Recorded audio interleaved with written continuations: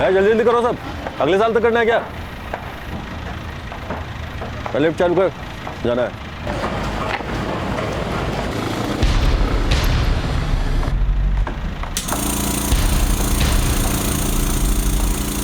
खून, अगर मर्द की औलाद है तो वहीं रुकना।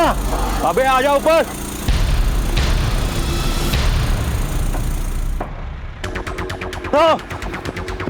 माधव, अबे कहाँ मर गया? हरिया है इधर आ। अरे यार तेज आ जा रहा है अभी, आज छोड़ेंगे नहीं साले को। रुक साले, मुझसे पैसे मांग रहा है तू? क्या कर रहे हैं यहाँ पे? नीचे काम रुका है, इसके लिए नहीं तुम लोगों को पैसा मिलता है। चलो फटाफट चलो यहाँ से, चलो। तेरी साले।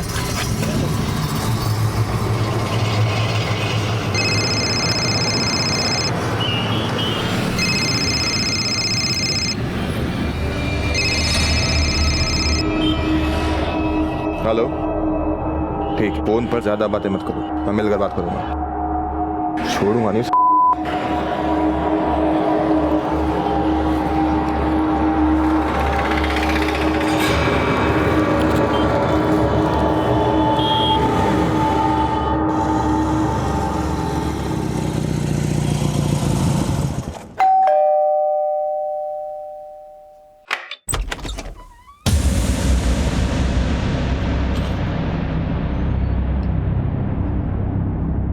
दुआ सलाम करने का मन भी नहीं करता अब तो।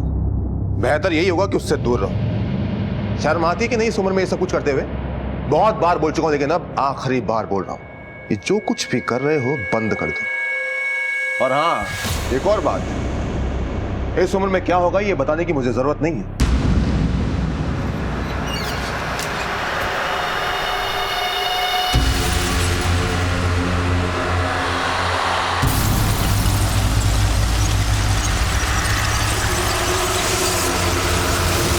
बड़ी मुश्किल से स्कूल की लैब से निकाल ले जो, बार बार ये काम हर सुकून होला। कितने रुपए हो गए? 500 रुपए।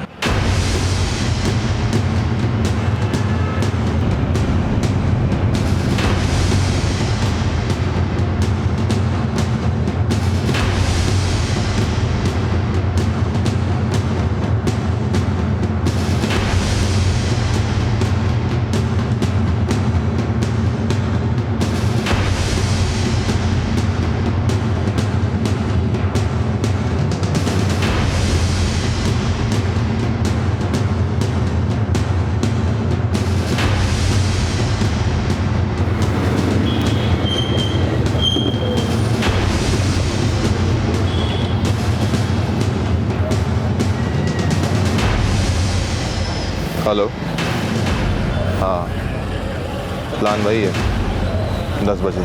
तुम कुंडी मत लगाना। हाँ, बाकी सब मैं संभाल लूंगा।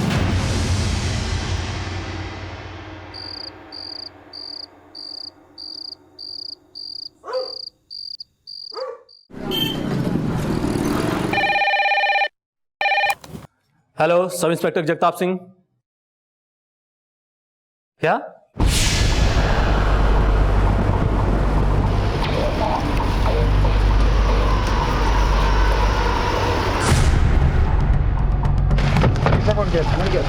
क्या है?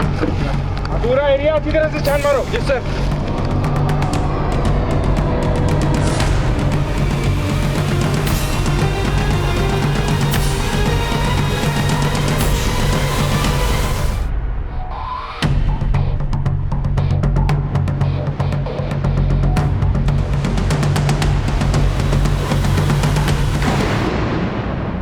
अक्सर शिकारी जंगल में पूरी तैयारी के साथ शिकार करने निकलता है, लेकिन कई बार ऐसा होता है कि वो खुद शिकार बन जाता है। उस वक्त ना हाथ में रखा हथियार काम आता है और ना ही दिमाग। ऐसा ही कुछ जयपुर के तेजराज के साथ हुआ। किसी और की मौत का सामान खरीदने वाले तेजराज की लाश उसी बैग में मिली जो उसने किसी और के लिए खरीदा था। लेकिन तेजराज किसकी जान लेना चाहता था और अपनी मौत के पहले वो किस एमएमएस का जिक्र कर रहा था? क्यों वो किसी के राज को दुनिया के सामने लाना चाहता था? पर अब तेजराज की मौत के बाद कई सवाल खड़े हो चुके थे। सर, मेरे पोस्टमार्टम रिपोर्ट्स, ये आदमी जिस वक्त मरा उस वक्त इस आदमी को किसी ने क्लोरोफॉर्म सुंघाकर बेहोश किया और शायद इसकी हत्या बेहोश करके की गई हो। बॉडी को देखकर ऐसा लगता है सर कि बड़ी बेरहमी से इसके बॉडी पार्ट्स को काटा गया है। और हाँ सर, रिपोर्ट्स के मुताबिक इस आदमी को 48 घंटे से ज़्यादा हो चुके हैं मरे हुए। एक बात और, चाकू को मैंने लैब में टेस्टिंग के लिए भेज दिया था, उस पर कुछ खून के ट्रेसेस मिले हैं जो इस आदमी के डीएनए से मैच करते हैं, पर कोई फिंगरप्रिंट नहीं मिला है सर। जगताप, हमारे पास एक अनजान शख्स की लाश है, मर्डर का वेपन भी है, और जिस तरह से खून करके बॉडी को ठिकाने लगाया गया है उससे लगता है कि ये किसी कोल्ड ब्लडेड मर्डरर का काम है। एनीवे, इस आदमी का कोई क्लू? नो सर, अभी तक तो इस आदमी के बारे में कुछ पता नहीं चला है। मैंने जयपुर के आसपास के सभी पुलिस थानों में इसकी फोटो भिजवा दी है और हम खुद भी ये पता करने की कोशिश कर रहे हैं कि इन 2 दिनों में इस आदमी को मिसिंग फाइल रिपोर्ट हुई है कि नहीं। गुड, मैं ये सारे एविडेंस और इस आदमी की बॉडी वापस से चेक करना चाहूँगा। Sir,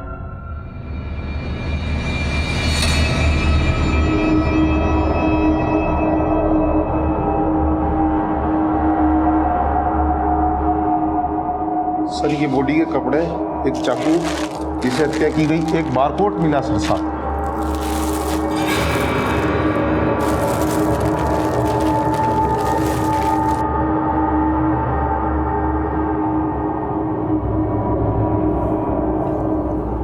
barcode. जगताप, हाँ सर। अपनी टेक्निकल टीम से कहो कि इस बारकोड को स्कैन करें, पता करें कि ये बैग कहाँ से खरीदा गया है। बारकोड से सेलर की डिटेल मिल जाएगी, फिर जहाँ से भी ये बैग खरीदा गया है उस दुकान या उस जगह के सीसीटीवी फुटेज से हो सकता है हमें कातिल का चेहरा मिल जाए।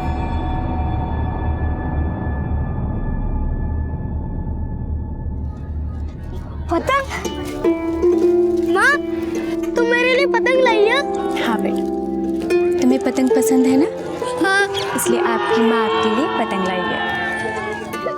थैंक यू माँ। माँ, हाँ? आज शाम को जल्दी आओगी ना?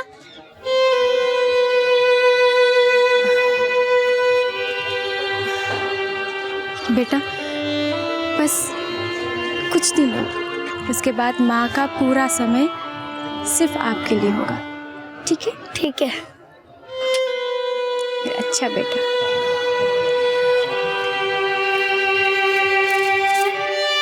माँ देखो, मेरी पतंग उड़ रही है।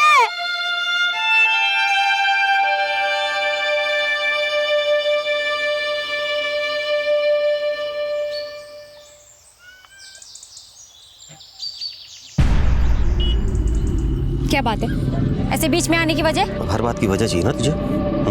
देख, ज्यादा उड़ मत, समझी? तू मेरा कुछ कर नहीं सकती है, और ये जो तेरे नए नए आशिक है ना, इनसे मुझे कोई फर्क नहीं पड़ता। इन सबको कैसे ठिकाने लगाना मुझे मालूम है, और तू जानती है कि मैं क्या कर सकता हूँ। चल।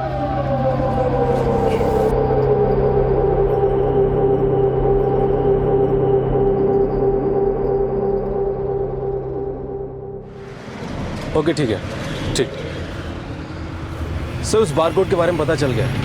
इस बैग को गृह शोभा स्टोर से खरीदा गया था करीब 3 दिन पहले। वहाँ की सिक्योरिटी डिपार्टमेंट से मैंने बातचीत की है, उनके पास पिछले 1 हफ्ते की फुटेज मौजूद है।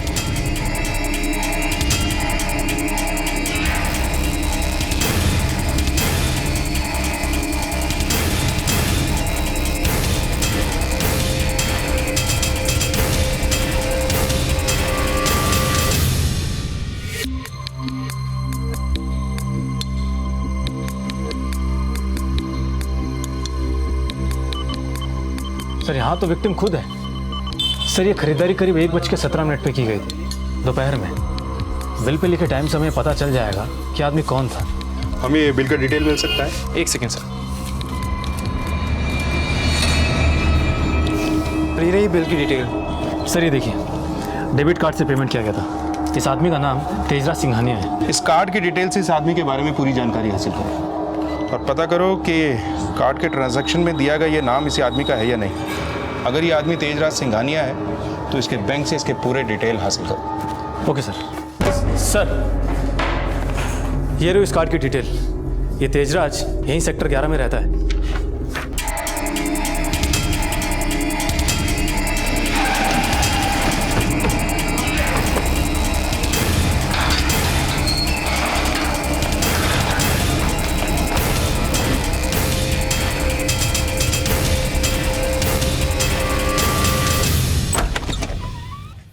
राइट।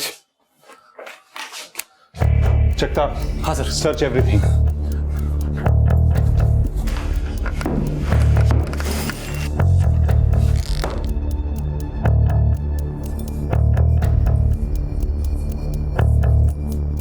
जगताप, हाँ सर। ये देखो, मुझे पूरा यकीन है कि 3 दिन पहले तेजराज को यहीं उसके घर पर मार के ठिकाने लगाया गया है। ऐसा करते हैं, पड़ोसियों से पूछताछ करते हैं, शायद किसी ने किसी को आते जाते देखा हो। ये तेजस करता क्या था? ये टाइल्स वाइल्स बनाने का काम करते थे। तेजस के घर पे कौन कौन आता जाता था? आपने कुछ देखा था? अभी रात को 2 दिन पहले एक टेम्पो आया था, इनका टाइल्स का काम था, तो मैंने सोचा इसीलिए आया होगा। अंधेरा होने के कारण मैंने कुछ नहीं देखा। ठीक। सर, तेजराज के घर पे कोई औरत आती जाती थी, शायद तेजराज का उस औरत के साथ कोई चक्कर हो। ये पड़ोसी बता रहा था कि 2 दिन पहले जिस दिन तेजराज की मौत हुई, इसने एक टेम्पो इस गली में देखा था। अंधेरा होने की वजह से इसे कुछ साफ नजर नहीं आया। जगताप, एक काम करो। हाँ सर। इस आदमी का मोबाइल नंबर और ऑफिस का एड्रेस निकालो। अगर ऑफिस में कोई और काम करता है तो उससे भी पूछताछ करो। Okay sir.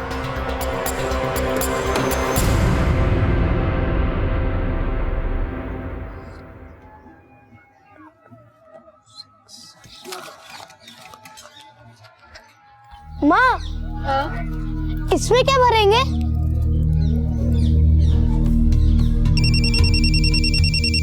बेटा 1 मिनट पकड़ो।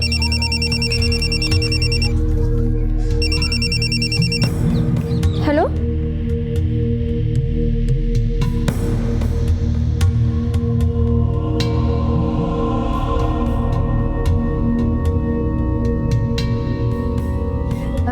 मयूर बेटा आप पढ़ाई करो, मैं भी आती हूँ। माँ, मत जाओ ना। बेटा मेरा जाना बहुत ज़रूरी है ना? नहीं जाऊंगी तो फिर आपके लिए चॉकलेट कौन लाएगा, है ना? तो मैं जाऊँ?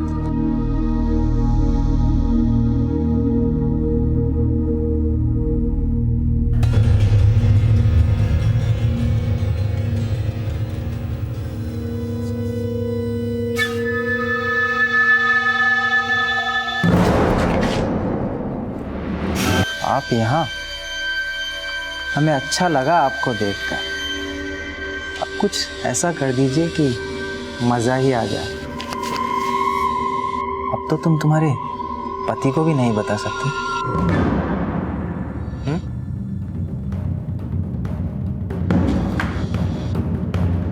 ऐसे नहीं मानेगी तू।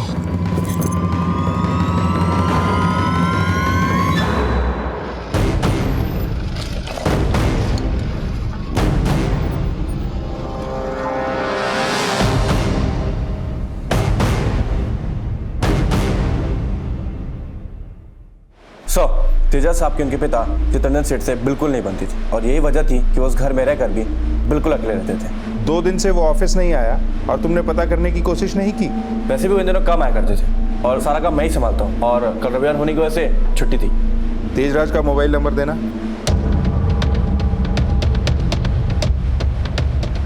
तेजराज का केबिन कहाँ है? ऑफिस इधर है, आइए मैं दिखाता हूँ।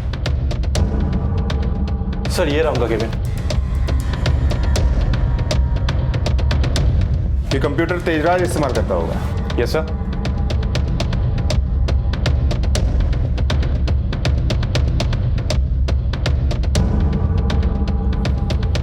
ये हमेशा लॉक ही रहता है? सर इतना तो कभी ध्यान नहीं दिया, वैसे लॉक ही होगा। जगताप। हाँ सर। ये सीपीयू ले लो। ये सीपीयू हम लेके जा रहे हैं। फिलहाल ये लॉक है, पर हमारे पास हर ताले की चाबी होती है।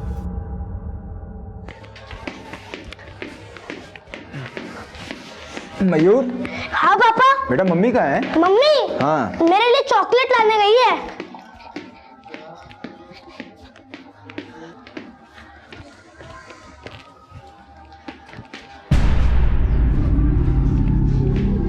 कहाँ गई थी कुसुम? मैं पूछ रहा हूँ कहाँ गई थी कुसुम? मयूर, हाँ मैं chocolate. Thank you mummy. Mayur 2 minute और बाहर खेलो बेटा। ठीक है। कुसुम क्या बात है?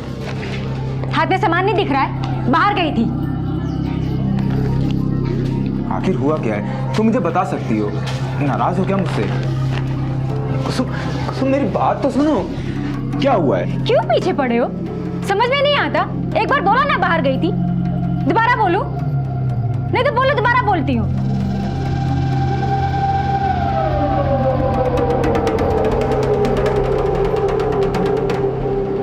कुसुम के बारे में जो कुछ भी दिख रहा था क्या वो सच था? क्या कुसुम की ही वजह से तेजराज की जान गई थी? और क्या वो अपने पति को भी धोखा दे रही थी? भुवन के साथ काम करने वाला माधव आखिर ऐसा क्या जानता था जिसकी वजह से कुसुम उससे मिलने गई और जिसके बाद माधव ने कुसुम के साथ बलात्कार किया? ये सारे सवाल एक जवाब के इंतजार में थे जो बहुत जल्द सामने आने वाला था। चित्ररंजन जी, आपके बेटे की मौत का हमें भी दुख है, लेकिन हमने लोगों से सुना है कि आपकी अपने बेटे से बनती नहीं थी। क्या मैं जान सकता हूं कि इसका कारण क्या है? सर, मेरे बेटे से बने या ना बने, पर सच्चाई तो यही है ना कि मैं उसका बाप हूं। हाँ, बिजनेस को लेकर कुछ कहासुनी हुआ करती थी मेरे और उसके बीच, जिसके बाद उसने ये घर छोड़कर अलग रहने का फैसला किया। आपको किसी पे शक है? जी नहीं।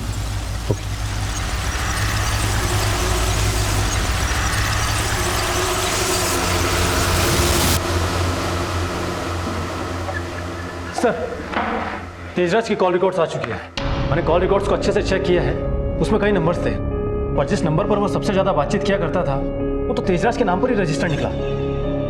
उसका खरीदा हुआ बैग और उसी का खरीदा हुआ चाकू और ये नंबर भी उसी के नाम पे। माजरा क्या है? खैर, वो सीपीयू अनलॉक हुआ? सर, हमारी टेक्निकल टीम उस पर काम कर रही है। लॉक खोलने के प्रोसेस में सारा डाटा इरेज ना हो जाए, इसलिए थोड़ा टाइम लग रहा है। गुड। जगताप, एक काम और करो। हाँ सर। इस तेजराज के पिछले 1 साल के सारे डिटेल्स निकलवाओ। ये कहाँ गया, किस किस क्लाइंट से मिला, सब पता करो। और हाँ, इसके ये दोनों नंबर जो इसके नाम पे रजिस्टर्ड हैं, इसका पूरा 1 साल का कॉल डिटेल्स निकालो। ये कब कब और कहाँ एक्टिव थे, सब पता करो। Okay sir.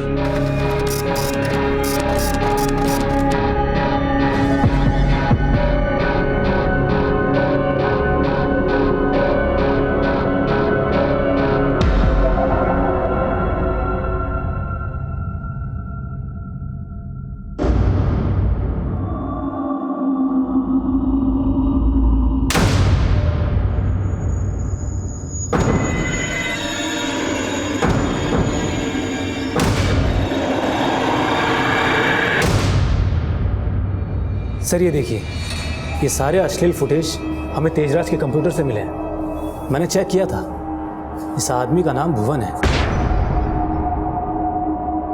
और शायद ये वही औरत है जिसको लोगों ने घूंघट में आते हुए देखा था। इस आदमी का फोटो मुझे तब दिखाई दिया जब मैं तेजराज के कॉल रिकॉर्ड चेक कर रहा था। मैंने कुछ और नंबर की भी डिटेल्स मंगवाए थे और इस आदमी के बारे में भी मैंने पता किया है। ये एक प्राइवेट कॉन्ट्रैक्टर है सर।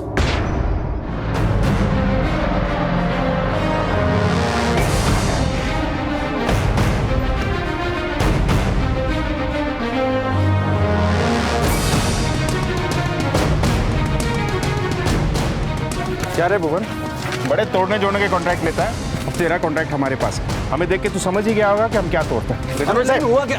अरे हुआ क्या साहब, ये तो बताओ। अरे हमने किया क्या है? क्यों मारा तेजराज को? क्या बात कर रहे हैं साहब, हम काहे मारेंगे तेजराज को? झूठ मत बोल।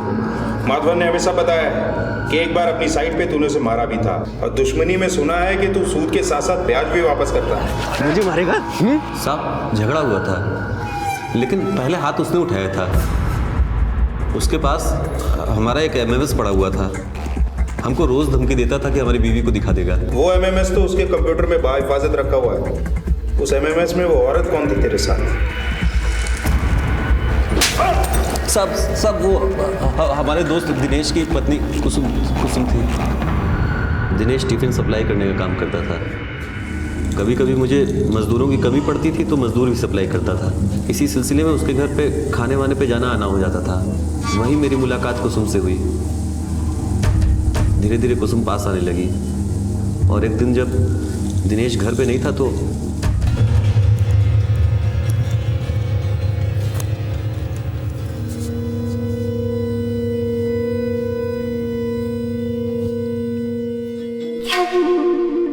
कुछ पैसे मिल सकते हैं क्या?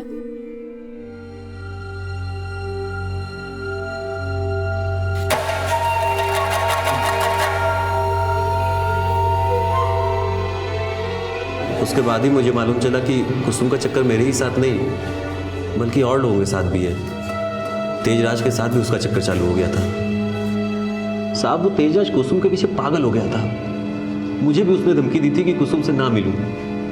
इसी कारण हम लोगों के बीच मारपीट भी हुई थी। जिस रात तेजराज का खून हुआ उस रात तू कहाँ था? साहब, मैं अपनी बीवी के पास था। आपको यकीन ना हो तो पूछ सकते हैं साहब।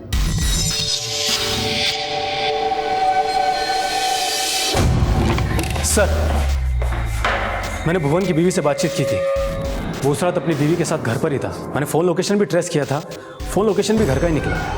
लेकिन हाँ सर, भुवन ने जो कुसुम का एड्रेस बताया था, उस एड्रेस पर तेजराज का दूसरा नंबर अक्सर एक्टिव था, जिससे उसे अक्सर कॉल्स आया करते थे। मैंने उस नंबर के मर्डर वाली रात के कॉल डिटेल मंगवाया। मर्डर वाली रात को भी वो नंबर वहीं एक्टिव था।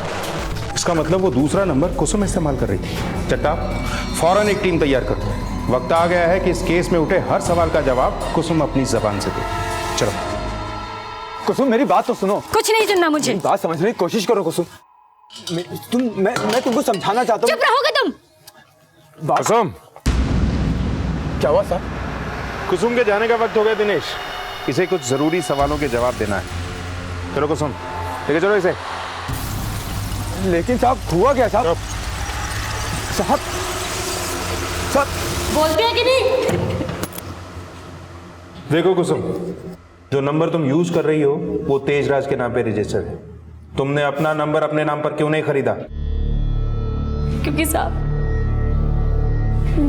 नंबर खरीदने के लिए जो कागज लगते वो मेरे पास नहीं थे। तेजराज से तुम्हारी जान पहचान कैसे हुई? मैं उसके पिता चितरंजन सेठ को जानती हूँ। चितरंजन? तुम चितरंजन को कैसे जानती हो? मैं सर अपने पति के साथ जगह जगह टिफिन बांटने जाया करती थी। उसी सिलसिले में मैं एक बार चितरंजन सेठ के ऑफिस भी गई थी। ये तुम्हारा इस महीने का टिफिन का हिसाब। बहुत बहुत शुक्रिया। कैसा लगेगा अगर इससे भी दोगुना पैसा हर रोज तुम्हारे हाथ में हो?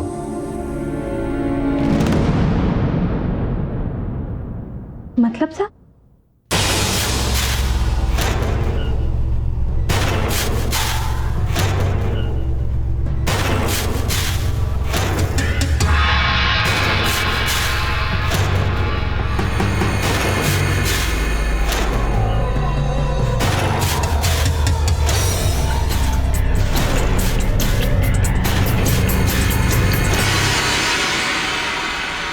इसके बाद साहब मैं तेजाब से भी मिली।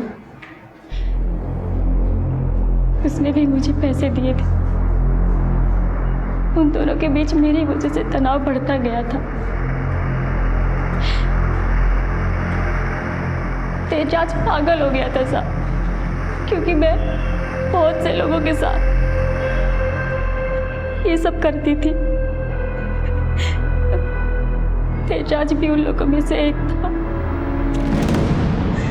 तुमने उसे क्यों मारा? क्योंकि साहब वो सब लोगों को डराने धमकाने लगा था जिनसे मैं पैसे कमाती थी। उसने भुवन को भी धमकाया। यहाँ तक कि उसने मुझे भी धमकी दी कि मैं उसके हिसाब से चलूं, नहीं तो वो मेरे पति के सामने मुझे बेकदाब कर देगा। जिस तरह साहब कुत्ता पागल हो जाए तो उसे गोली मार देनी चाहिए, उसी तरह साहब मैंने भी मार दिया उसे। जगताप, जैसा कि ये औरत बता रही है, मुझे इसकी बात पर यकीन नहीं। हो ना हो इस सब में इसके साथ कोई ना कोई जरूर था जिसका नाम ये हमसे छुपा रही है। क्योंकि जिस तरह से तेजराज की जान गई है वो किसी अकेली औरत का काम नहीं हो सकता। इसमें जरूर उसने किसी ना किसी की मदद की। क्या इस सब में चितरंजन उसके साथ नहीं हो सकता? सर, पर एक बाप अपने बेटे को। जगताप, यहाँ मामला बाप और बेटे के रिश्ते से ऊपर उठ चुका है। दोनों की जान एक ही औरत में बसती है। ऐसे मामलों में जहाँ दो लोगों की जान एक ही चिड़िया में बसती हो, एक की जान जाना लाजमी है।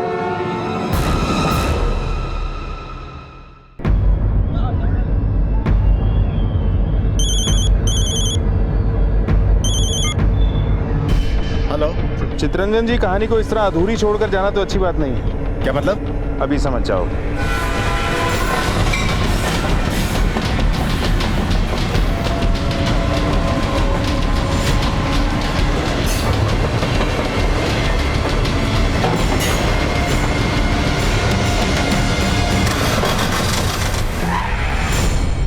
मैं कहीं भाग नहीं रहा था।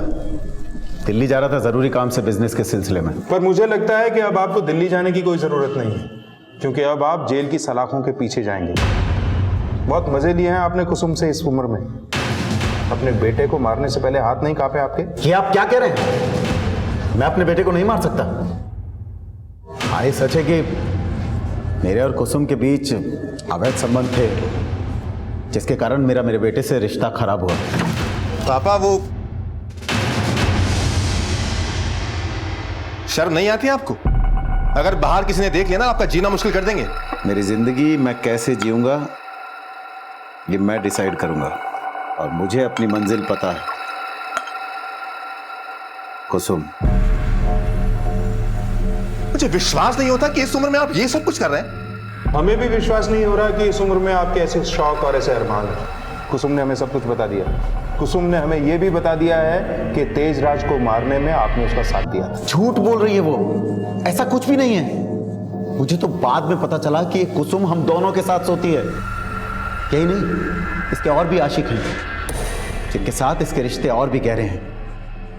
मैंने अपने बेटे को नहीं मारा सर, मुझे लगता है अपने किसी आशिक के साथ मिलकर इसने मेरे बेटे को मारा है। आप कहें और हम मानने, ऐसा नहीं हो सकता है। जब तक सब कुछ साफ नहीं हो जाता, आप यहीं रहेंगे हमारे मेहमान बनके। पुलिस को यह तो पता था कि कुसुम इस मर्डर में शामिल थी, लेकिन जो बयान उसने दिया था उसमें कहीं ना कहीं कमियां थी। और यह बात बिल्कुल साफ थी कि इस कत्ल को अंजाम देने में किसी और ने भी कुसुम की मदद की थी, लेकिन वो था कौन? अब तक जितने भी नाम पुलिस के सामने आए थे, उन सभी के साथ कुसुम के संबंध तो थे, लेकिन कमी थी तो उसे एक ठोस वजह की, जो तेजराज की मौत का कारण बन गई। कुसुम, इस खून में तुम्हारे साथ और कौन था?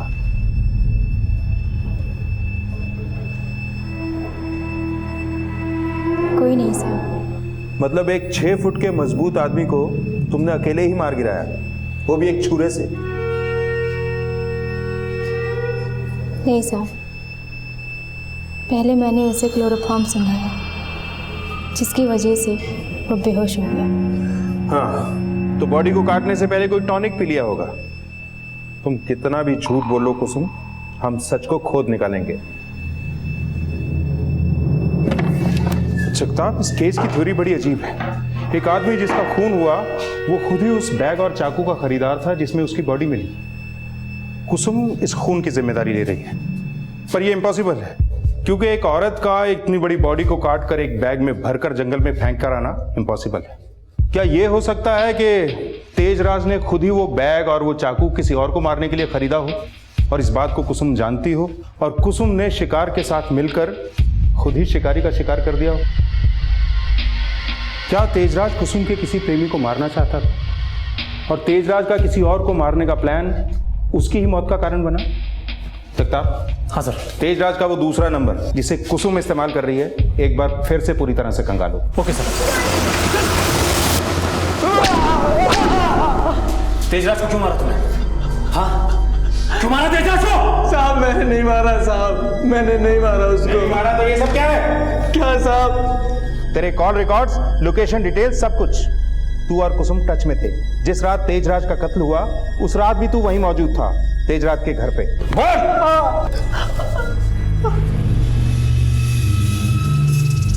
साहब, दिनेश मेरा मौसेरा भाई है। बिहार से वो हमें यहाँ काम के सिलसिले में लेकर आया था। यहाँ आकर देखा, दिनेश सारे दिन दारू पीकर नशे में रहता था, और कुसुम ही सारा काम संभालती थी। हमें तो काम के नाम पर बस कुसुम पर नज़र रखनी होती थी साहब, और नज़र रखते रखते ना जाने कब हमारी नज़र खराब हो गई।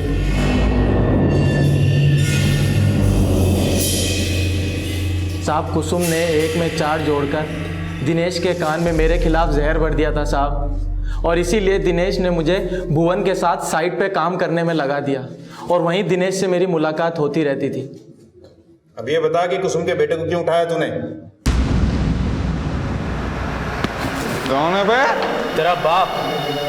अरे बाप से याद आया, तेरा बच्चा कहाँ है दिनेश? बच्चा? याद नहीं आ रहा?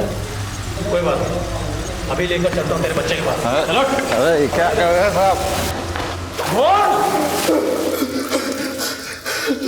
देख दिनेश, तूने जो किया ना, ये तो बस उसका ट्रेलर था। अब तू डिसाइड कर ले कि तुझे पूरी फिल्म दिखाएं या तू पूरी कहानी सुनाएगा। बोल। शराब की लत ने पैसों की जरूरत पैदा कर दी थी और इन पैसों की जरूरत ने मेरे अंदर एक हैवान को जन्म दे दिया था। मैंने सोचा कि जुआ खेलकर अच्छा पैसा कमा लूंगा, पर नहीं साहब, वहां भी तकदीर ने मेरा साथ छोड़ दिया।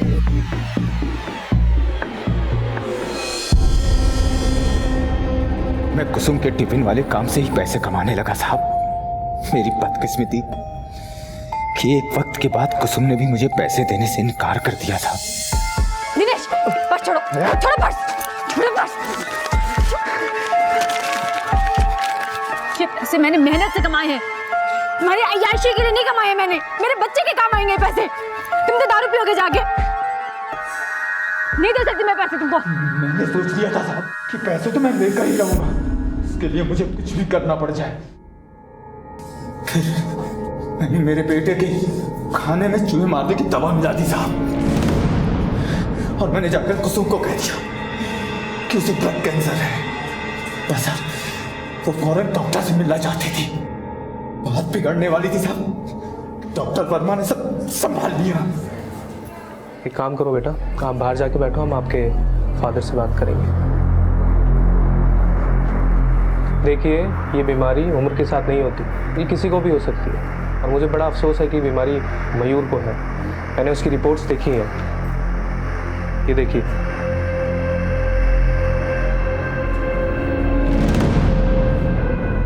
उसका केस काफ़ी क्रिटिकल है, उसका इलाज हमें जल्द से जल्द शुरू करना होगा, और ये इलाज काफ़ी महंगा भी है, हमें इसमें लाखों रुपए लग सकते हैं। सर, हम कहीं से भी करके सारे पैसे ले आएंगे, हम कुछ भी करेंगे, कहीं से भी इंतजाम कर लेंगे।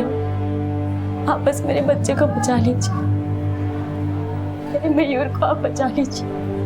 उसे कुछ हो गया तो मैं भी जहर खा के मर जाऊंगी साहब। मैं आपके सामने प्रार्थना करती हूँ साहब, मेरे बच्चे को बचा लीजिए, बचा लीजिए मेरे बच्चे को। मुझे मालूम था साहब कि मयूर को बचाने के लिए वो कुछ भी करेगी, बस मैंने उसकी मजबूरी का फायदा उठा लिया साहब। क्या बात है, आज बड़ी गुमसुम हो? मयूर के बारे में सोच रही हूँ, कहाँ से आएंगे इतने सारे पैसे, कैसे मैं क्या करूँ, हमारे पास तो कुछ भी नहीं है।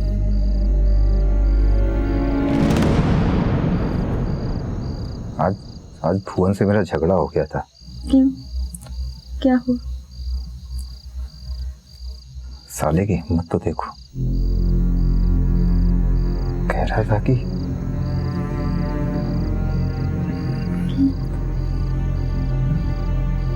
क्या कह रहा था? कह रहा था कि वो तुम्हारे साथ सोना चाहता है, चाहे जितने पैसे ले लो।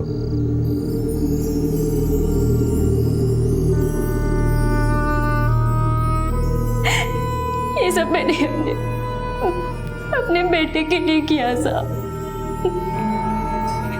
उसको बचाने के लिए ये सब मैंने किया। मेरी मुलाकात भुवन से हुई, उसने मुझे ये सब करने के लिए 2 लाख रुपए दिए साहब। फिर साहब दिनेश ने आके बताया कि इलाज में और ज्यादा पैसे लगेंगे। उसके बाद चितरंजन ने मुझे 7 लाख रुपए दिए। सब मैंने जो कुछ भी तेजाज के बारे में बोला सब झूठ था, सब झूठ था साहब। तेजाज ने कभी मुझे परेशान नहीं किया, कभी नहीं। वो बस एक बात से मुझसे नाराज रहता था कि मैं चितरंजन और भुवन के साथ, दोनों के साथ। एक दिन साहब उसने मुझे मेरे बेटे के साथ देखा, उसने मेरा दर्द महसूस किया साहब। उसने साहब दिनेश और भुवन के सारे पैसे लौटा दिए। और उसने मेरे मयूर को एक बड़े और एक अच्छे डॉक्टर को भी दिखाया। कुसुम, क्या कहा डॉक्टर ने? मेरा मयूर ठीक तो हो जाएगा ना? ठीक तो तब होगा ना जब इसे कुछ हुआ होगा। कुछ नहीं हुआ इससे, तेरा बेटा एकदम ठीक है। तेरे पति ने तेरे साथ धोखा किया है, तेरे साथ खिलवाड़ किया है, तेरी जिंदगी बेच के उसने सिर्फ पैसे कमाए हैं। उस दिन तेजाज की मुलाकात भुवन से हुई। उसने भुवन को कहा कि वो मुझसे दूर है। तेजराज की मौत कैसे हुई? तुमने मुझे बेवकूफ बनाया, मेरी पूरी जिंदगी बर्बाद कर दी सिर्फ पैसों के लिए। मैं तुम्हें नहीं छोड़ूंगी, पुलिस में जाकर सब कुछ तुम्हारे खिलाफ सच बताऊंगी, सब कुछ। तुम्हें मैं जेल में सड़ते हुए देखना चाहती हूँ। इतना आसान है मुझे जेल भेजना? मयूर अभी 4 फीट का है, अच्छा लगेगा कि उसके छोटे छोटे 4 टुकड़े कर दूं? अगर किसी के आगे मुंह खोला तो याद रखना, उसकी बोलती बंद, हमेशा के लिए। समझ में आया कि नहीं? आया कि नहीं?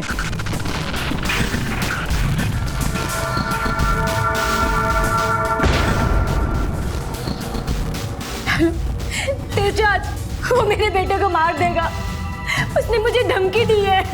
ठीक, फोन पर ज्यादा बातें मत करो, मैं मिलकर बात करूंगा। छोड़ूंगा नहीं।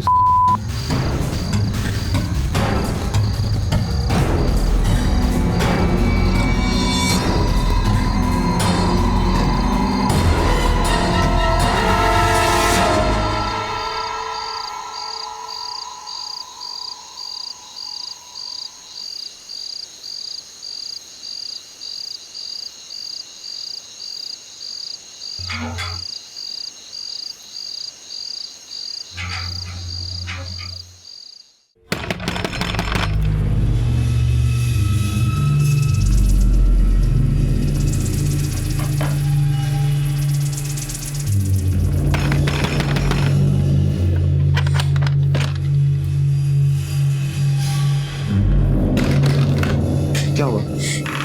तेजाज, मुझे ये सब ठीक नहीं लग रहा है। जो हुआ सो हुआ। मुझे नहीं लगता कि हमें दिनेश को जान से मारना चाहिए। क्या बातें कर रही हो तुम? ये दिनेश इंसान नहीं है, हैवान है, और हैवान को मारना कोई गलत काम नहीं है। नहीं, मुझसे नहीं होगा ये। मैं नहीं कर सकती। मैं कहूंगी तुम भी मत करो। अगर मुझे कुछ हो गया तो मयूर को कौन देखेगा, उसे कौन संभालेगा? प्लीज बात को समझने की कोशिश करो, प्लीज। ठीक है, ठीक है, अगर तुम कहती हो तो मैं दिनेश को नहीं मारूंगा। मैं ये चाकू, ये क्लोरोफॉर्म, ये बैग, ये सब फेंक दूंगा। ठीक है? मैं तुम्हारे लिए कुछ भी कर सकता हूं, कुछ भी। Thank you. मुझे मारने की सोच रहे हो तुम लोग? देख अपने मजनू की हालत। आज के बाद जैसा कहूंगा वैसा ही करेगी। और सुन, अब पुलिस तक ये बात पहुंचाई ना तो तेरे बेटे को ऊपर पहुंचा दूंगा।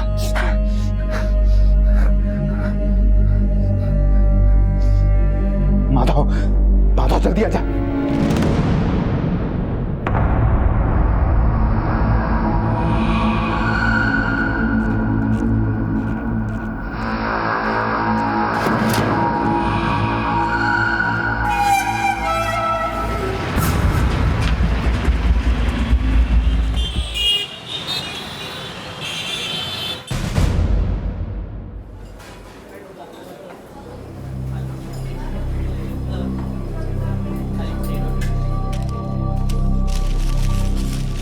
गोपाल जी, 2 रुपया कम है, कल दे दूंगा, चलेगा ना? कल 2 रुपए आ जाएंगे? हाँ आ जाएंगे, दे दूंगा। तो फिर समोसे भी कल ही खा लेना। आज अगर समोसा नहीं खाओगे तो मर नहीं जाओगे, समझे? चले आते हैं। अरे 2 रुपया के लिए इतना बातें सुना रहे हैं आप मुझे? अरे कल तू अगर बिना पैसे दिए हुए मर गया ना तो फिर मुझे पैसा वसूलने के लिए तेरे घर में अगले जन्म में कुत्ता बन करके पैदा होना होगा। मैं नहीं कह रहा हूँ, बुजुर्ग लोग कह गए हैं। कागज भी मेरा खराब कर दिया। हाँ? कैसा आदमी है? हट, चल भाग।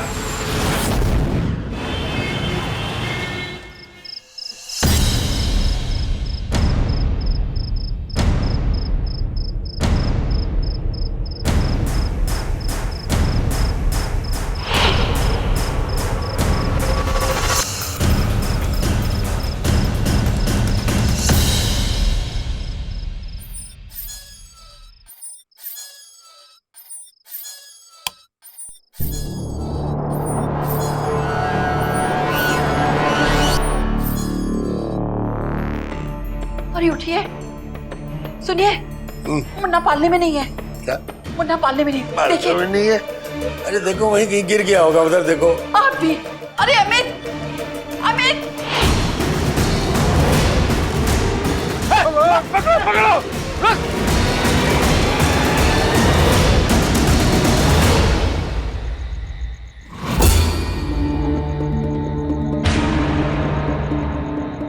कोमल, तुम क्या सब लोग अंदर? समर, बाबूजी। गोपाल के लिए पैसा खून से भी ज्यादा सुर्ख, गहरा और कीमती हो गया था, जिससे ज्यादा से ज्यादा बटोर लेने के पागलपन में अब वो हर रिश्ते की बोली लगाने लगा था, शर्तें रखने लगा था। और यही वजह थी कि उसके अपनों के दिल में भी हर बदलते पल के साथ उसके लिए नफरत बढ़ती जा रही थी।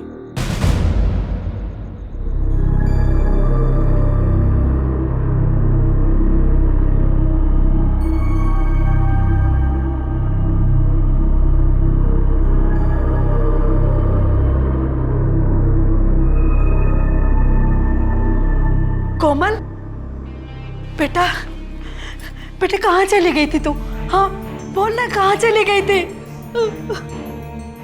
कोमल, मैंने तुम्हें मना किया था ना, उस लिचड़ के पास मत जाना। कैसे न जाती, मेरा बच्चा उनके पास। ये अकल तुम्हें पहले नहीं आई? जब मैंने उस अनएजुकेटेड, अनकल्चर्ड घर के साथ कोई भी रिश्ता बनाने के लिए मना किया था। पापा, जो कुछ हो गया आप उसे बदल नहीं सकते। प्लीज, प्लीज उनकी सारी शर्तें मान लीजिए। नहीं, चाहे जो कुछ भी हो जाए, लेकिन उस घटिया गोपाल की एक भी शर्त नहीं मानूंगा मैं। और उसने ये जो प्रॉब्लम खड़ी की है ना, उसका कोई ना कोई तोड़ तो जरूर निकालूंगा मैं।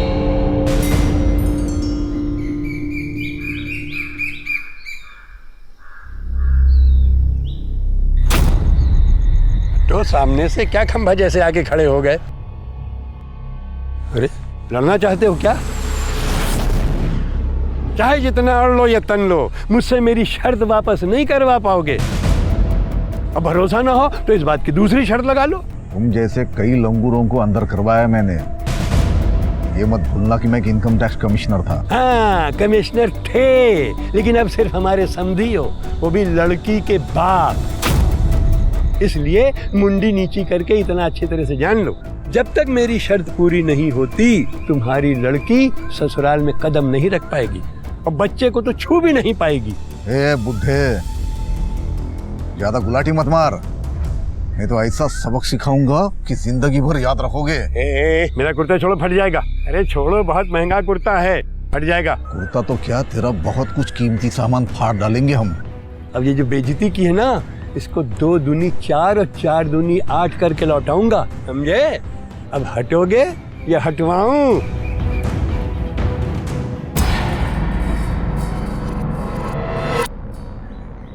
अरे कंचन, अमित के बाबूजी कहाँ गए? कुछ पता है? हमको कुछ बताया नहीं अम्मा। अजीब बात है, आज तो दुकान का भी छुट्टी है और फिर भी चले गए और मोबाइल भी नहीं उठा रहे हैं।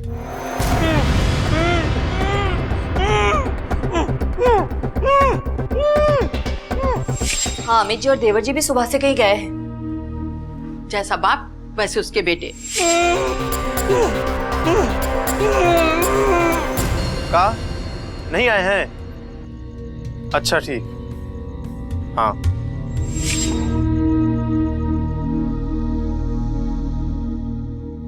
अम्मा सबके यहाँ फोन करके पूछ चुके हैं, पिताजी किसी के यहाँ नहीं है, पता नहीं कहाँ चले गए। भैया मुझे लगता है हमें पुलिस में रिपोर्ट करवानी चाहिए, कहीं ऐसा ना अम्मा उन्हें कुछ हो गया।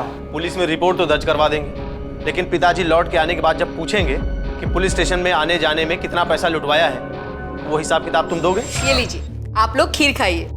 खीर? यहाँ पिताजी सुबह से गायब है, घर नहीं आए हैं और तुमको ये खीर सूझ रहा है? बाबूजी नहीं है तभी तो खीर बनाया है ना। अगर बाबूजी होते तो खीर बनाने देते क्या? नहीं ना। अभी आप लोग खीर खाइए ना, पता नहीं दोबारा फिर बनाने का मौका मिले या ना मिले। अरे इसमें काजू बादाम हिसाब से डाले हैं कि नहीं? पता है तुम्हारे बाबूजी एक काजू बादाम गिन गिन के रखते हैं। अरे बाबूजी आने से पहले हम बर्तन धुल के रख देंगे और उनको पता भी नहीं चलेगा। अभी अगर बाबूजी आ गए ना तो तो पता नहीं किस किस के जेब खर्च से पैसे काट लेंगे। चलिए सब मिलके हम खीर खाते हैं। हाँ? अक्सर अपराध के पीछे 3 कारण होते हैं: संबंधों की उलझन, अहम और अहंकार में लिपटी बदले की भावनाएं, या फिर सब कुछ पाने, हासिल कर लेने का लालच और लोभ से भरी आतुरता। कानपुर शहर में 7 अप्रैल 2014 की सुबह अपराध का जो नया चेहरा सामने आया वो बेहद खौफनाक ही नहीं बल्कि हैरान कर देने वाला था। एक रेस्टोरेंट के मालिक की हत्या जहां कई सवालों के साथ सर उठाए खड़ी थी, वहीं खामोशी से ये बात भी बता रही थी कि इस बर्बर हत्या के पीछे ऐसा कुछ तो जरूर था जो नफरत से सड़कर बेहद कड़वा और जहरीला बन चुका था।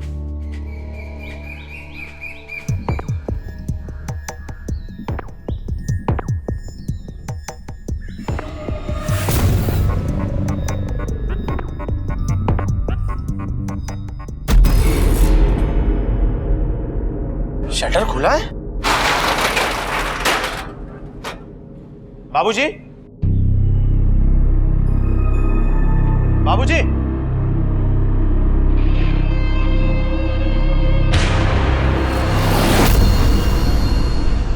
बाबूजी,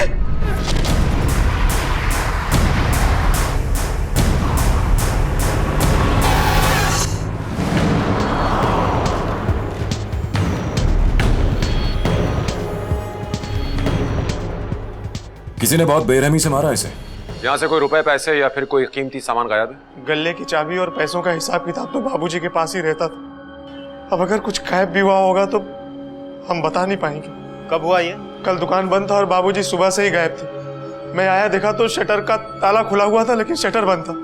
मैं शटर खोल के अंदर आया देखा तो बाबूजी यहाँ पड़े थे। बाबूजी, ये मेरा छोटा भाई है समर्थ। बड़ी अजीब सी बात है, आपके बाबूजी कल से गायब है। आप लोगों ने उन्हें खोजने की कोशिश नहीं की और ना ही आपने रिपोर्ट करवाई। सर हमने तो कोशिश करी थी, अपने रिश्तेदारों को फोन किया था सर, और उनके दोस्तों को भी फोन किया था। हमें लगा था सुबह तक ठीक ठाक होके वापस आ जाएंगे सर, पर ये तो। दरअसल हम सोच भी नहीं सकते थे कि बाबूजी के साथ भी कोई कुछ ऐसा कर सकता है। उल्टा यही सबको।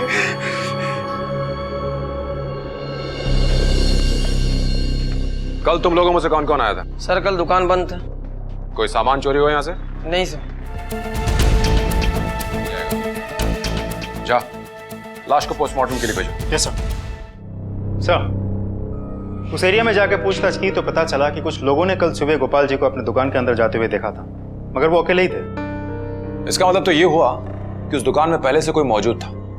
उसने खून किया और उसके बाद मौका देखकर शटर डाउन किया और भाग गया। लेकिन सर वहां पहले से ही कोई कैसे हो सकता है? क्योंकि अमित जी ने हमें कहा था गोपाल जी के पास एक ही चाबी होती है जो दुकान की ओरिजिनल चाबी है। तो ऐसा भी हो सकता है कि गोपाल जी के बाद वहां कोई आया हो। चलो चलकर देखते हैं कि कौन उनसे इतनी नफरत करता था। सर,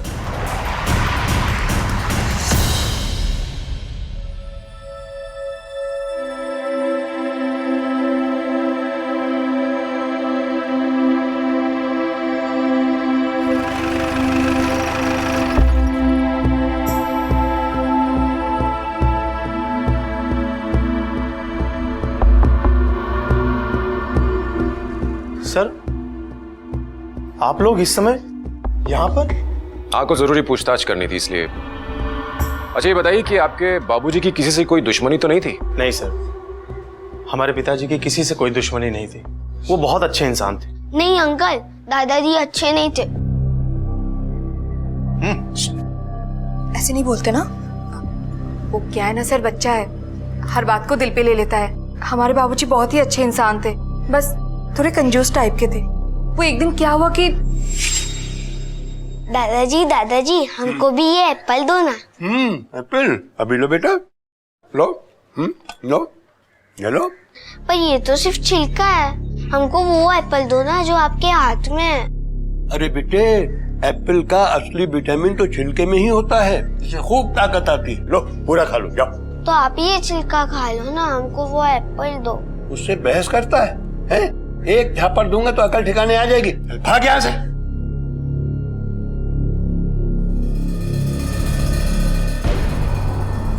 हाँ सर, ये सच है कि हमारे पिताजी थोड़े कंजूस जरूर थे, लेकिन हम सब ने इसको अपना किस्मत मान लिया था। हम लोगों को इससे कोई तकलीफ नहीं थी, कोई शिकायत नहीं थी। साहब अमित बेटा ठीक ही कह रहा है, पर वो जैसे भी थे घर तो उन्हीं से चलता था। तो फिर उनकी दुश्मनी थी किससे? साहब, दुश्मनी जैसा तो उनके साथ कुछ नहीं था। हाँ, वो हमारे समधी थे ना, उनके ऊपर खार खाए बैठे हुए थे। समधी यानी कि आपके पिताजी?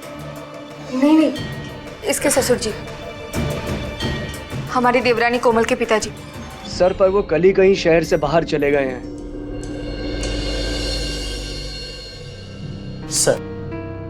सर एक पोस्टमार्टम रिपोर्ट है। सर, पोस्टमार्टम रिपोर्ट के मुताबिक गोपाल जी की मौत 11 बजे के आसपास हुई थी सुबह, और मौत के कारण गले में जबरदस्ती ठूसे गए रुपयों और सिक्कों के कारण दम घुटना बताया गया है। लगता है किसी ने भड़ास निकाली गोपाल जी पे। पहले कभी नहीं देखा ऐसा मर्डर।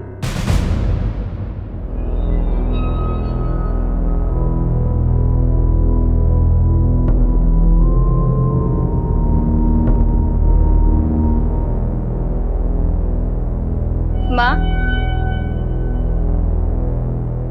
अरे बेटा तू। आप लोग यहाँ पर? हाँ पापा, अब हम यहीं रहेंगे। क्यों? गोपाल तो मर गया, अब क्या प्रॉब्लम है उस घर में? अंकल, वो भैया ने दुकान पर और घर पर सब चीजों पर कब्जा कर लिया है। अरे कौन तेल में बनाया है जलेबी? कितनी बार बोला है कि पुराने तेल और चाशनी में जलेबी बनाया कर। हाँ, समझ में नहीं आता है तुमको? करो तेल इस्तेमाल करेंगे तो लोग बीमार पड़ जाएं। चुप! तुमको पगार कौन देता है? हम ना। तो हमारी बात सुन, उन लोगों की बात काहे सुनता है? अभी इसको ले जा, पैक कर और घर भिजवा दे मेरे पत्नी के हाथ में, ठीक है? और वही पुराने तेल और चाशनी में नई जलेबी बना। चल घर भिजवा इसको। तुम्हारे भाई ने कब्जा कर लिया और तुम मेरे घर पर कब्जा करना चाहते हो? नहीं अंकल, ऐसा नहीं पापा, ऐसी बात नहीं है। बस कुछ ही दिनों के लिए, जब तक इनकी नौकरी नहीं लग जाती। इसे जमाई बनाना मेरी मजबूरी थी, लेकिन घर जमाई हरगिज नहीं। पर पापा, ऐसे में हम लोग जाएं कहाँ? ठीक है, अगर ऐसी बात है तो तुम यहां पे रुको, लेकिन एक शर्त पर। 1 महीने की मोहलत देता हूं। 1 महीने के अंदर अपने रहने के लिए दूसरा ठिकाना खोज लेना।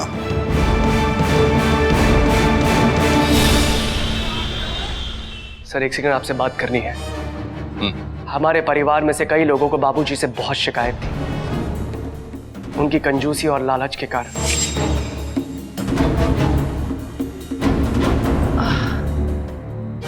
गठिया के कारण जमीन में बैठना बड़ा मुश्किल हो गया है।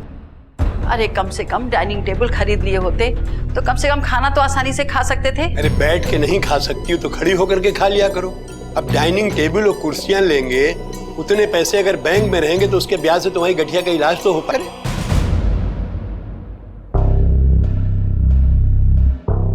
बहू रानी, आजकल तुम्हारी उंगलियों में गठिया हो गया क्या? नहीं तो बाबूजी। तो फिर दाल में ज्यादा घी कैसे गिर गया? गिरा नहीं है बाबूजी, हमने डाला है। वो क्या है ना, आप इतना मेहनत करते हैं तो हमने सोचा घी खाएंगे तो आपको शक्ति मिलेगी। अच्छा, तो तुमने जानबूझ करके इतना घी डाला है। ठीक है, आज तुम्हारे जेब खर्च के भी 20 रुपए मैं अपने गले में डाल दूंगा, बस हिसाब बराबर। ऐसे क्यों बाबूजी? इसलिए कि गलती तुम्हारी और पैसा हमारा, ये नहीं चलेगा, समझी? ये दाल ले जाओ और इसका घी निकाल करके कल की दाल में छौंक लगा देना, समझी? लो ले जाओ। सामत बेटा, कहीं काम की बात बना? अरे नाम के साथ काम में भी समर्थ होता तो मिलता ना काम। अरे समझने की तो कोशिश करिए। मुझे नहीं सरिता, इसको समझाओ, और अगर नहीं समझता है तो अपनी सारी जायदाद, दुकान, मकान सब अपने बेटे अमित के नाम कर दूंगा, समझी?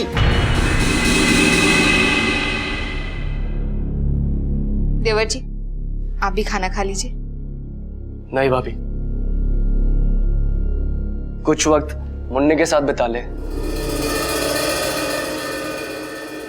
कंचन, आप ना हमसे बात मत करिए। जब भी हम आपकी बात सुनते हैं ना, सब काम गलत हो जाता है। अरे हुआ का? इतना जोर जोर से बोल रही हो, आंगन में सब बैठे, सुन लेंगे तो गजब हो जाएगा। क्या हुआ? आप ही ने तो कहा था उस बुड्ढे को घी पिला, बुड्ढा खुश हो जाएगा और खरीदारी के लिए पैसा देगा। उस बुड्ढे को तो घी चटवाने से अच्छा होता मैं किसी सांप को दूध पिला देती। कंजूस कहीं का। आपको पता है हमारा मन क्या कर रहा है? कहाँ?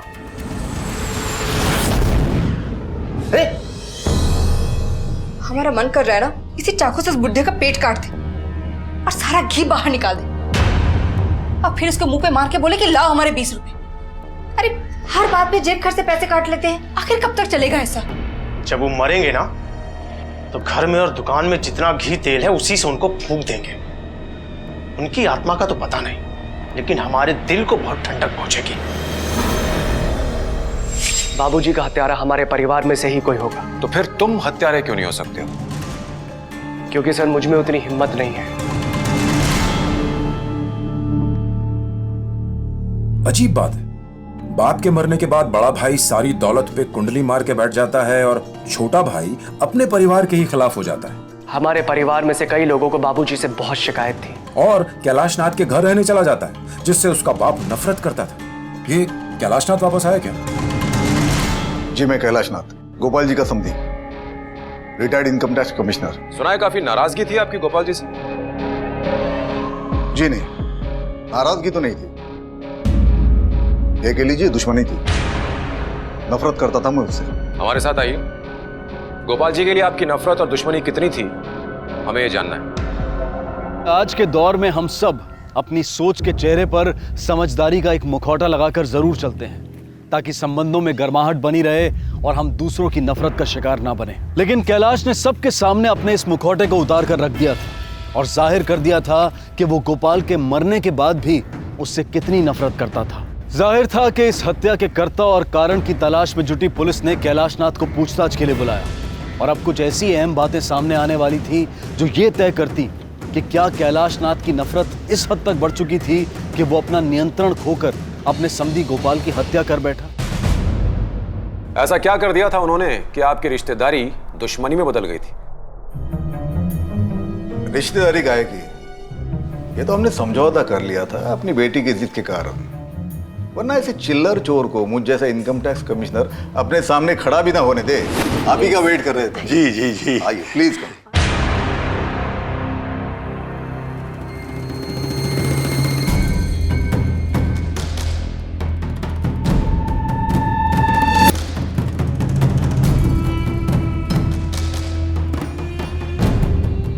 बहुत बड़ा घर है आपका, बहुत ही बढ़िया। मीरा जी है।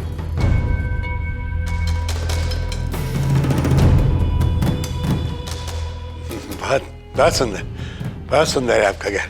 थैंक यू जी। अरे कविता, इनके खाने पीने का इंतजाम। अरे नहीं नहीं नहीं नहीं नहीं बहन जी, बस आपका घर देख के ही मेरा पेट भर गया। लगता है कैलाश जी ने अंडर द टेबल खूब मलाई चाटी है।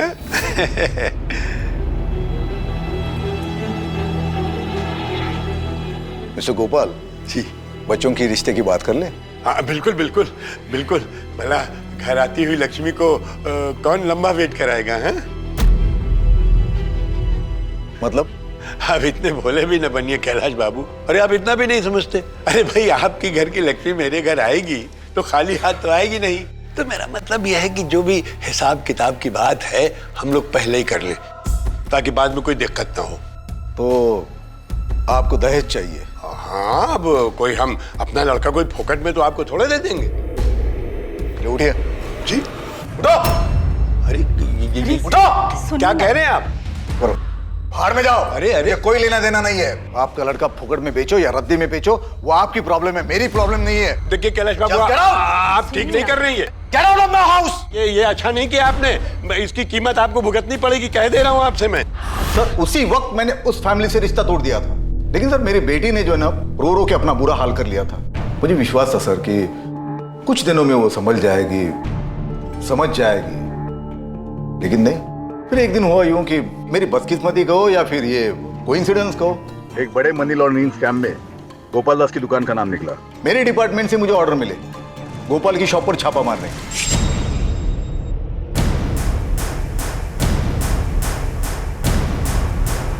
शटर नीचे कर दो, एक लाइन में खड़े हो। लाइन में खड़े हो जाओ, एक लाइन में खड़े हो जाओ।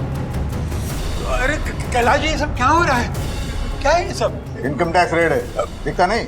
अरे सर, आपको कुछ गलत इन्फॉर्मेशन मिला होगा। इन्फॉर्मेशन गलत है या सही है, इसकी जांच बाद में होगी। अगर आप दोनों ने सरकारी काम में दखल अंदाजी की तो आपको भी अंदर कर दूंगा। अरे ऐसे कैसे अंदर कर देंगे आप? बाबूजी अंदर करने की बात कर रहे हैं।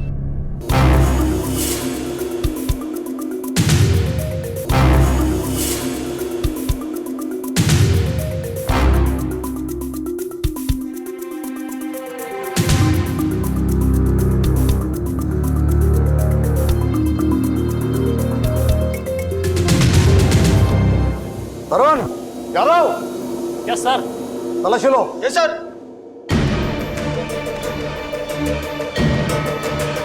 ये क्या है? सर ये देखिए यहाँ भी मिला। बहुत सारे पैसे सर। सर ये तो मेरी मेहनत की कमाई है, मुझे दीजिए। देखता नहीं, शायद गिनने में कोई गलती हो गई हो। नहीं देखिए, आप मैं आपके हाथ जो होता हूँ, हम हिसाब किताब कर लेते हैं। देखिए आप बहुत जुल्म कर रहे हैं मेरे ऊपर। सील कर दो सब कुछ।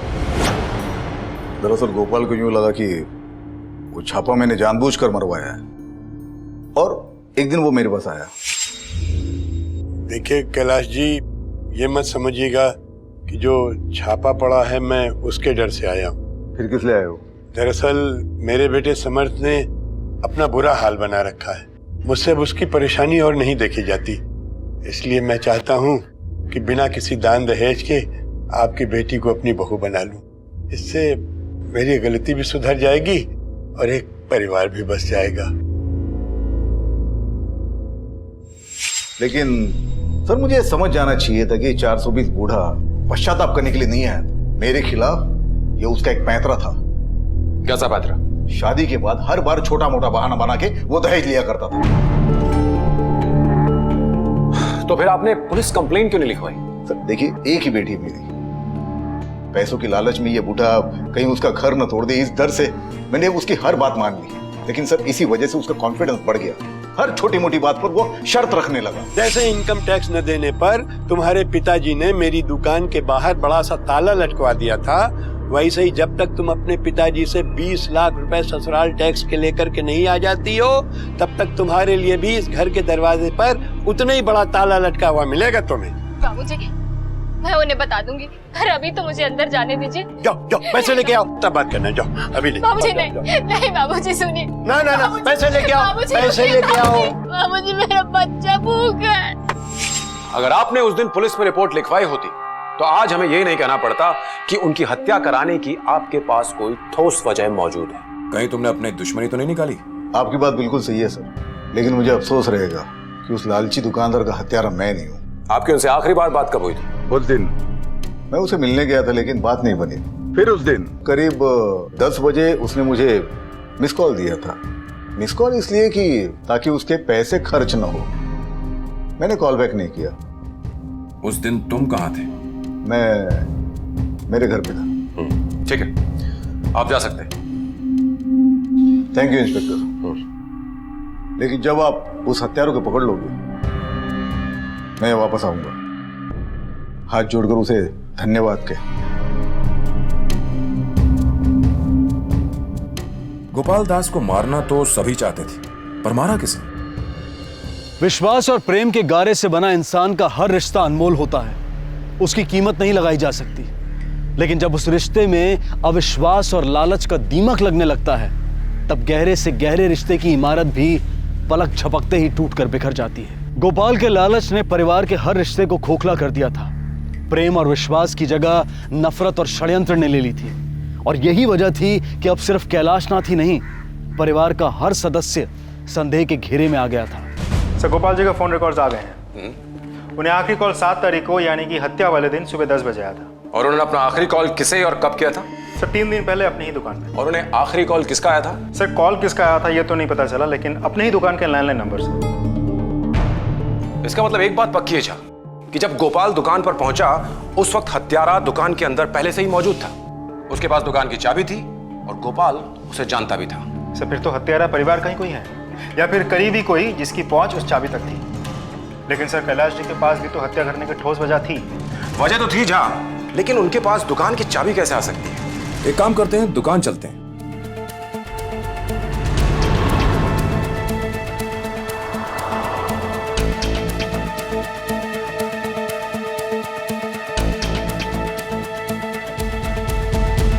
लगता है पिताजी की मौत के बाद काम काफी बढ़ गया। सर अब हम घर के बड़े बेटे हैं, तो बाबूजी के जाने के बाद हमारी जिम्मेदारी तो थोड़ी बढ़ी जाती है ना।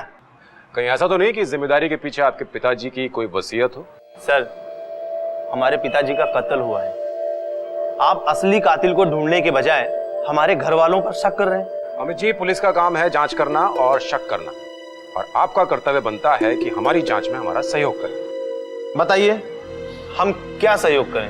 अपनी दुकान की ओरिजिनल चाबी दीजिए। जी? जी हाँ, ये हो सकता है अब वो चाबी ही इस हत्या के रहस्य का ताला खोल दे।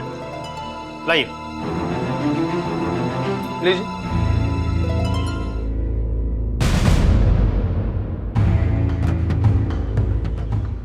अमित जी, हम आपकी ये चाबी लेकर जा रहे हैं और अपनी जांच होने के बाद ही लौटाएंगे।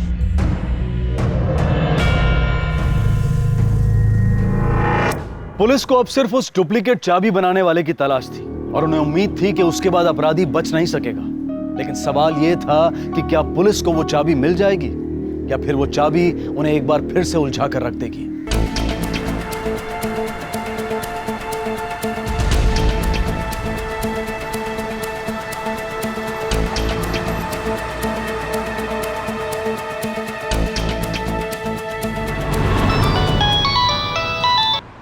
हेलो।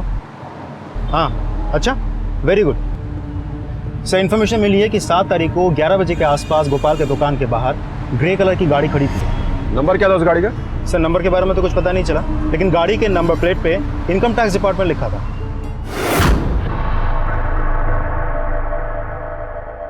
ग्रे कलर की कार जिसके ऊपर इनकम टैक्स डिपार्टमेंट लिखा हुआ है, वो गाड़ी आप ही की है ना?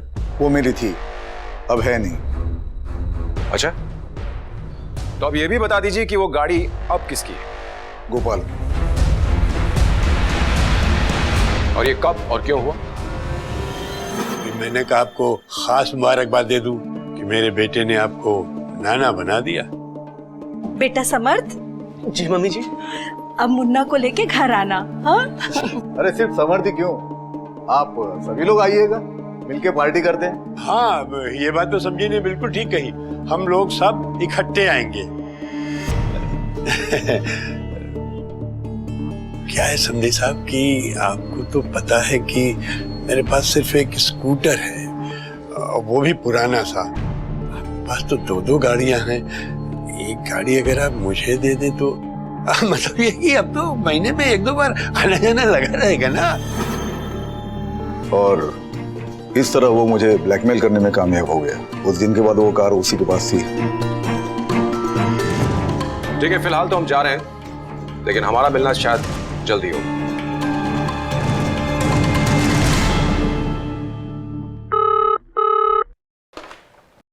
इंस्पेक्टर अरुण रावत है?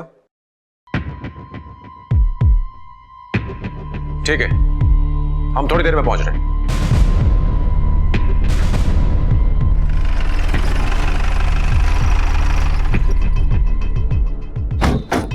जैन साहब,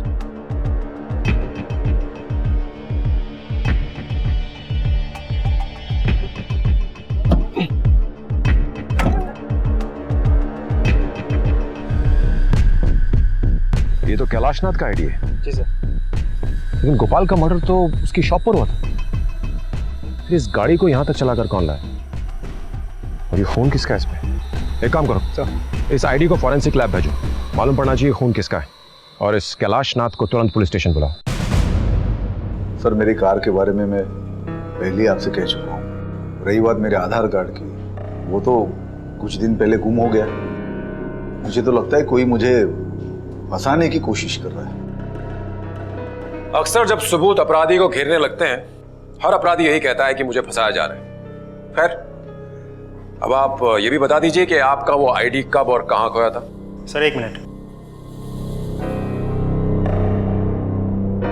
ये सर, गाड़ी में आई कार्ड पे जो खून लगा हुआ था वो इंसान का नहीं था। इंसान का नहीं था? मतलब? सर, मुर्गे का खून था। मुर्गे का खून? इसका मतलब ये कैलाशनाथ सच बोल रहा है, इसे जानबूझकर फंसाया जा रहा है। अच्छा, उस डुप्लीकेट चाबी के बारे में कुछ पता चला? सर, अभी तक तो कुछ पता नहीं चला, लेकिन कोशिश जारी है।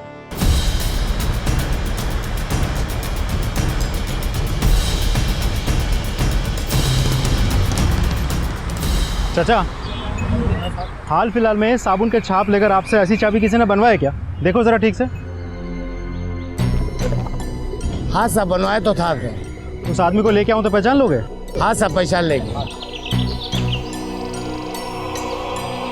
फोटो देखो जरा।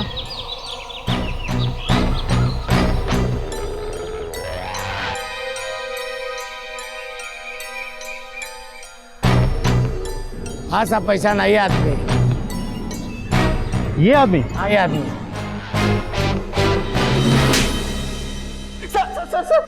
सर, हमने चाबी बनवाई जरूर थी सर, पर हमने हमारे पिताजी का कत्ल नहीं किया है। क्यों बनवाई थी चाबी? चोरी करने के लिए। हमारे पिताजी सबके सामने बहुत बेइज्जती किया करते थे, इसलिए। बाबूजी, सारा सामान आ गया? हाँ। सरवन, ले जा सारा सामान। तो पैसे वैसे बचे, सब लुटा आया? हाँ, ये 50 रुपए बचे भी हैं और ये लिस्ट। मैंने तुझे 5,000 रुपए दिए थे, ये 4940 का हिसाब है। 50 रुपए तूने मुझे वापस किए, 10 रुपए कहाँ गए?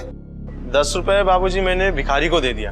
मैं तुम लोगों के लिए एक एक पैसा करके जोड़ता हूँ और तूने 10 रुपए भिखारी को दे दिए। अरे किस भिखारी को दे के आया है? वो पिछले चौक में बैठता है ना। अच्छा, तू अब तो ऐसा कर, उस भिखारी के पास चला जा, उसके पैर पकड़ ले, फिर उसके हाथ जोड़ दे और कह दे कि गुरुजी मुझे ये विद्या सिखा दो, क्योंकि मेरे बाप ने सारी जमीन जायदाद और ये दुकान मेरे छोटे भाई के नाम लिख दी है, समझे?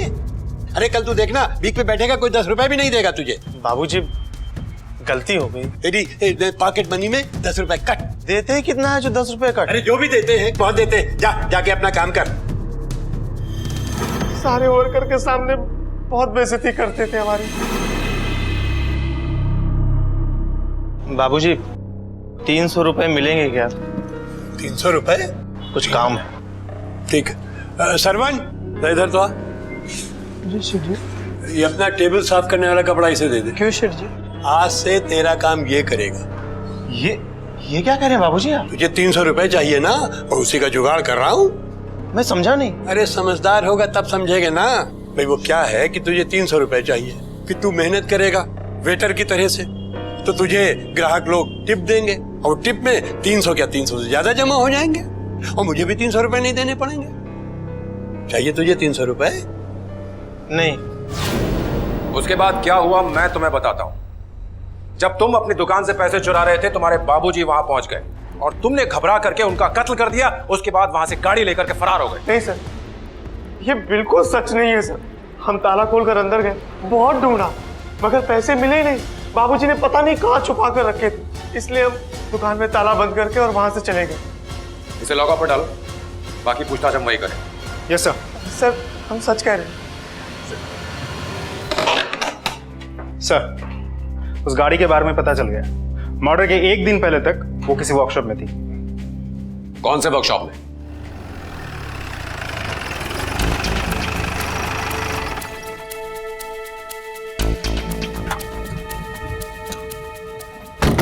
ये फोटो देखो जरा, ये गाड़ी यहाँ आई थी। जी सर, पर इसमें कोई खराबी नहीं थी, इसलिए फोन करके वापस करवा दी। किसको फोन किया था? सर नाम तो नहीं बताया, बट हाँ, उनका ड्राइवर आया था अगले दिन गाड़ी लेने। ड्राइवर? ये गोपाल जैसे कंजूस आदमी के पास ड्राइवर कहाँ से आ गया? अच्छा, इस ड्राइवर का नाम बता सकते हो? सर नाम 1 मिनट चेक करके बताता हूँ। हाँ।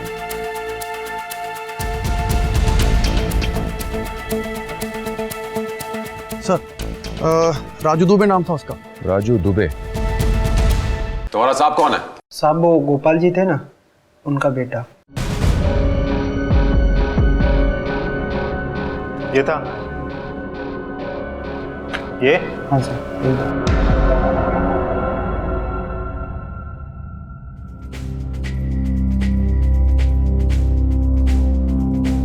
अरे समर, इंटरव्यू कैसा हुआ आपका? इंटरव्यू तो अच्छा हुआ, मगर इतने सारे लोग सिफारिश लेकर आए हुए थे। तुम अपने पापा से बोल के अगर रेकमेंड करवा दो तो शायद काम बन जाए।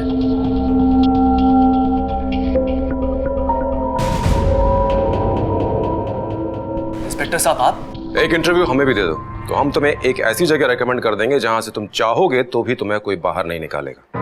मैं कुछ समझा नहीं। तुम्हें अपने पिता गोपाल की हत्या के आरोप में और कानून को धोखा देने के आरोप में गिरफ्तार किया जाता है।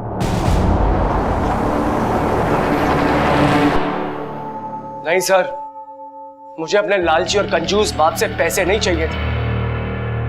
फिर क्यों मारा अपने बाप को? शांति और सुकून से जीना चाहता था मैं, बिना किसी शर्त के। 1 महीने के अंदर अपने रहने के लिए दूसरा ठिकाना खोज लेना। मुझसे मेरी शर्त वापस नहीं करवा पाओगे? अब भरोसा ना हो तो इस बात की दूसरी शर्त लगा लो। तंग आ गया था दोनों पुट्ठों की लड़ाई से, उनकी शर्तों से। मैंने प्लान बनाया, एक सांप को मारकर दूसरे सांप को फंसा देता, सारा खेल ही खत्म हो जाए।